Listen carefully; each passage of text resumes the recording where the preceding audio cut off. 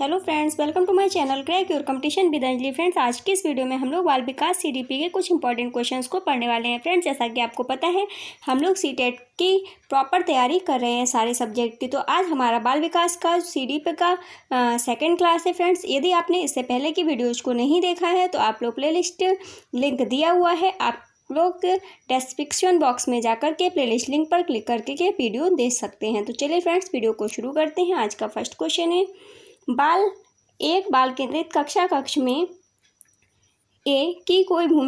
शिक्षक की कोई भूमिका नहीं होती। बी, एक निष्क्रिय भूमिका निभाता है। सी, अधिगम को बढ़ावा देने के लिए एक सहयोगात्मक कक्षा संस्कृति का निर्माण करता है। डी, को बच्चों को निर्देश देने के लिए एक तानाशाह की भूमिका है। तो इसका जो राइट आंसर होगा वो होगा ऑप्शन नंबर सी, एक बाल केंद्रित कक्षा कक्ष में शिक्षक अधिगम को बढ़ावा देने के लिए एक सहयोगात्मक कक्षा संस्कृति का निर्माण करता है। नेक्स्ट क्वेश्चन है, आकलन के संदर्भ में राष्ट्रीय शिक्षा नीति 2020 क्या प्रस्तावित करती है। ए, विश्लेषण और आलोचनात्मक सोच जैसे उच्च क्रम के कौशल का परीक्षण। बी, प्रत्यय स्मरण आधारित वस्तुनिष्ठ प्रकार के परीक्षण। सी, आकलन के योगात्मक तरीके। डी, परीक्षा के लिए सीखना। तो इसका right answer option number A हो जाएगा, विश्लेषण और आलोचनात्मक सोच जैसे उच्च क्रम के कौशल का परीक्षण। नेक्स्ट क्वेश्चन है, निम्नलिखित में से कौन सा विकल्प दी गई दिव्यांगता और संबंधित विद्यार्थियों के समावेशन हेतु यथोचित संयोजन रणनीति का सही युग्म है। ए,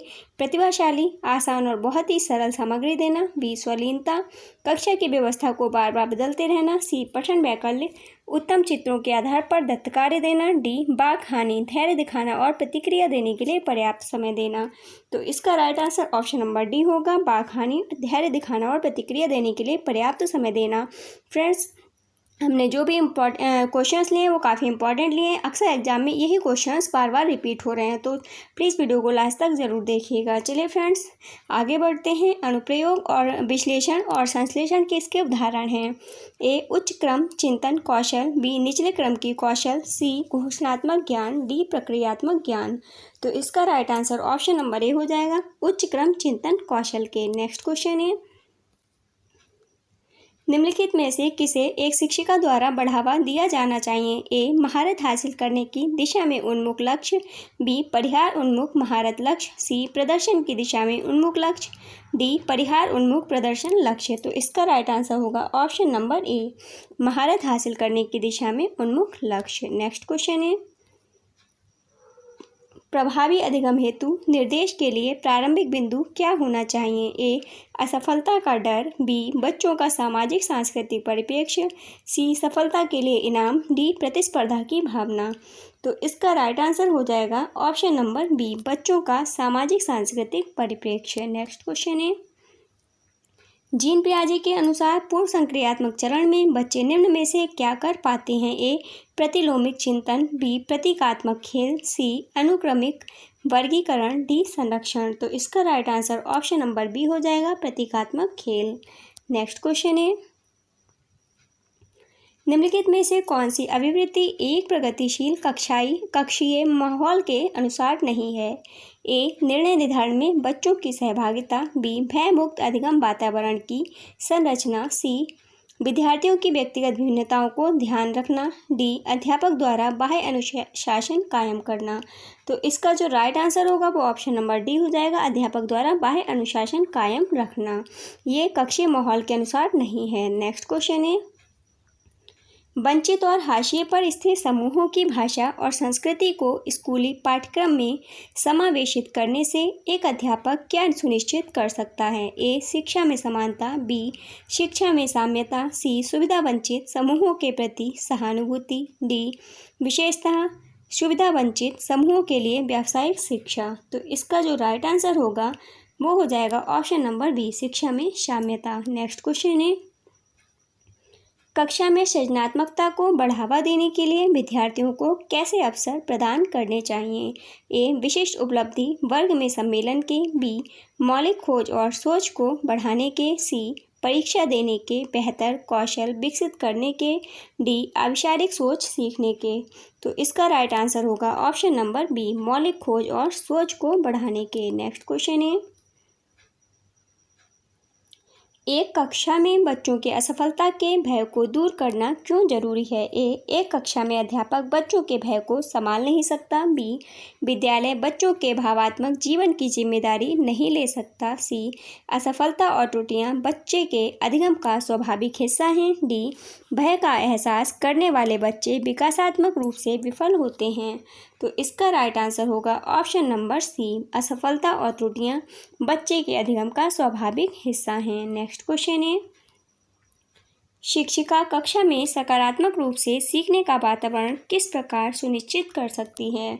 ए, एक तय एवं निर्धारित समय सारणी का अनुपालन करके। बी, पुरस्कार एवं सजा का प्रयोग कर बच्चों को अनुशासित रखकर। सी, बच्चों के संवेगों को सीखने की प्रक्रिया का हिस्सा बनाकर। डी, बच्चों की क्षमता के आधार पर उनका विभेदीकरण करके एवं अलग अलग समूह बनाकर।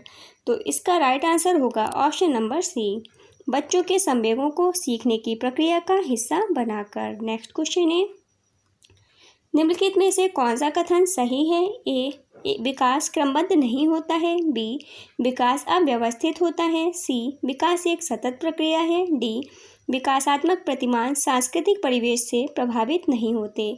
तो इसका राइट आंसर होगा ऑप्शन नंबर सी, विकास एक सतत प्रक्रिया है। नेक्स्ट क्वेश्चन है, पूजा अपनी दोस्त को कहती है कि हमें कक्षा के नियमों का पालन करना चाहिए, वरना शिक्षिका हमें बाहर खेलने की अनुमति नहीं देंगी।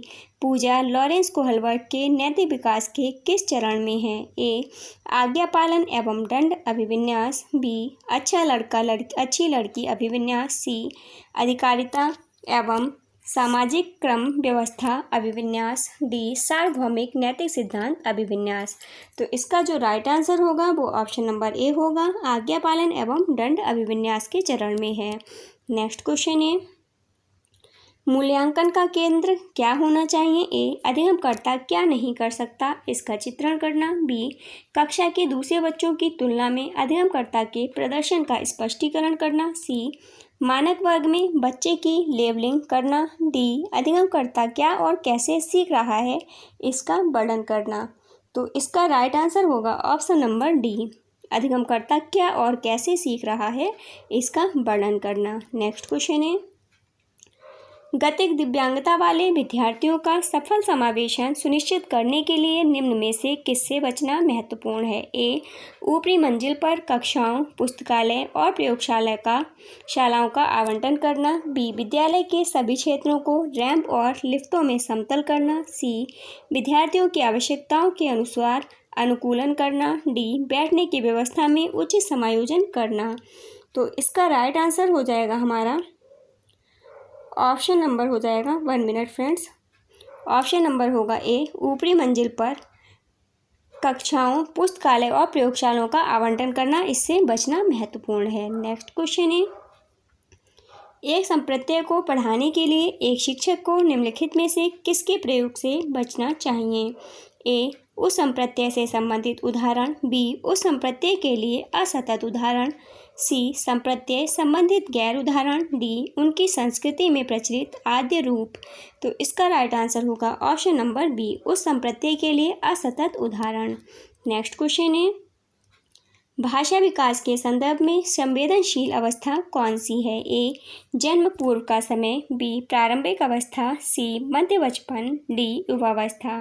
तो इसका right answer option number B हो जाएगा, प्रारंभिक अवस्था। नेक्स्ट क्वेश्चन है, एक प्रगतिशील कक्षा में कौन सा विकल्प सार्थक शिक्षण को बढ़ावा देने के लिए व्यक्तिगत अधिगम विधि का उदाहरण है? ए, निरंतर व्यक्तिगत प्रतियोगिताओं का आयोजन। बी, मौखिक दंड का प्रयोग। सी, एक रूपी मानकीकृत पाठ्यचर्या। डी, केवल अधिगम का मूल्यांकन के स्थान पर अधिगम के लिए मूल्यांकन पर बल देना। तो इसका राइट आंसर होगा ऑप्शन नंबर डी, केवल अधिगम का मूल्यांकन के स्थान पर अधिगम के लिए मूल्यांकन पर बल देना। नेक्स्ट क्वेश्चन है, शिक्षार्थियों को किस प्रकार के लक्ष्य निर्धारित करने के लिए प्रोत्साहित किया जाना चाहिए? ए, प्रवीणता अभिमुखी लक्ष्य। बी, असफलता से बचने वाले लक्ष्य। सी, असफलता स्वीकार लक्ष्य। डी, आत्मपराजित लक्ष्य। तो इसका राइट आंसर होगा ऑप्शन नंबर ए, प्रवीणता अभिमुखी लक्ष्य। नेक्स्ट क्वेश्चन है, बच्चे किस शिक्षा शास्त्र द्वारा सबसे अधिक अर्थपूर्ण अधिगम करते हैं? ए. व्याख्यान और प्रत्यक्ष अनुदेश द्वारा, बी. पुनरावृत्त यंत्रवत अभ्यास द्वारा, सी. जब वे कार्यों और क्रियाकलापों में क्रियाशीलता से भाग लेते हैं, डी. कार्य को पूर्ण करने में विभिन्न चरणों पर उपयुक्त इनाम दिए जाते हैं। तो इसका आंसर होगा ऑप्शन नंबर सी। जब वे कार्यों और क्रियाकलापों में क्रियाशीलता से भाग लेते हैं तो सबसे अधिक अर्थपूर्ण अधिगम करते हैं। नेक्स्ट क्वेश्चन है, इनमें से कौन सा अध्यापक द्वारा पाठ का उदाहरण नहीं है? ए. अनुकरण के लिए कौशलों का प्रदर्शन करना, बी. रटना, सी. इशारे एवं संकेत, डी. सहपाठियों संग साझा शिक्षण। तो इसका right answer option number B होगा, रटना। नेक्स्ट क्वेश्चन है, रीना कक्षा में दी गई किसी भी समस्या को सुलझाने के लिए अलग अलग तरकीबों के बारे में सोचती है। यह निम्न में से किसका प्रतीक है? ए. मानसिक क्षति, बी. कम परिज्ञानता बोधगम्यता, सी. अभिसारी सोच, बी. अपसारी सोच। तो इसका right answer option number D हो जाएगा, अपसारी सोच का। नेक्स्ट क्वेश्चन है, अनुपमा अपनी कक्षा में विज्ञान पढ़ाते हुए गणित के संप्रत्ययों के साथ संबंध बनाती है। इस प्रकार का शिक्षा शास्त्र ए. अधिगम के स्थानांतरण और अंतः विषयात्मक अधिगम को बढ़ावा देगा, बी. ज्ञान के अर्जन में रुकावट उत्पन्न करेगा, सी. अधिगम के रुकावट उत्पन्न करेगा क्योंकि यह छात्रों के बोझ को बढ़ाएगा, डी. छात्रों में भ्रांतियों को बढ़ावा देगा। तो इसका राइट आंसर होगा ऑप्शन नंबर ए. अधिगम के स्थानांतरण और अंतः विषयात्मक अधिगम को बढ़ावा देगा। नेक्स्ट क्वेश्चन है, राष्ट्रीय शिक्षा नीति 2020 क्या प्रस्तावित करती है? नंबर 1 विद्यालय की पाठचर्या की विषय वस्तु में कटौती, 1 नंबर हमारा सही होगा। 2 है विद्यालय की पाठचर्या के लचीलेपन में वृद्धि, ये भी सही होगा। तीसरा है रटंत अधिगम को महत्व देना, ये गलत है। और चौथा हो जाएगा विवेचनात्मक चिंतन को महत्व देना, चौथा भी सही होगा। पहला, दूसरा और चौथा होगा सही। तो हमारा आंसर ऑप्शन नंबर सी हो जाएगा। नेक्स्ट क्वेश्चन है, एक प्रगतिशील कक्षा ए. केवल एक मूर्ख श्रवण को प्राथमिकता देता है, बी. अधिगमकर्ताओं की व्यक्तिगत विभिन्नताओं का सम्मान करता है, सी. अंक उन्मुख होता है, डी. अधिगम के व्यवहारवादी सिद्धांतों पर आधारित होता है। तो इसका राइट आंसर हो जाएगा ऑप्शन नंबर बी. अधिगमकर्ताओं की व्यक्तिगत विभिन्नताओं का सम्मान करता है। नेक्स्ट क्वेश्चन है, क्रिकेट पर वार्तालाप के दौरान एक अध्यापक अधिकांशतः लड़कों से सवाल पूछ रहा है और लड़कियों से नहीं। अध्यापक की यह क्रिया किसका उदाहरण है? ए. जेंडर सशक्तता, बी. जेंडर पक्षपात, सी. जेंडर प्रासंगिकता संबद्धता, डी. जेंडर धमकी। तो अध्यापक की जो यह क्रिया है यह जेंडर पक्षपात का उदाहरण है, ऑप्शन नंबर बी इसका सही आंसर है। नेक्स्ट क्वेश्चन है, आप एक अध्यापक हैं जो विश्वास करता है कि बच्चे विभिन्न गतियों और अलग अलग तरीकों से सीखते हैं। आप अपनी कक्षा में ऐसी आकलन योजना करेंगे जो ए. सभी विद्यार्थियों के लिए समान हो, बी. केवल वस्तुनिष्ठ प्रश्नों को सम्मिलित करे, सी.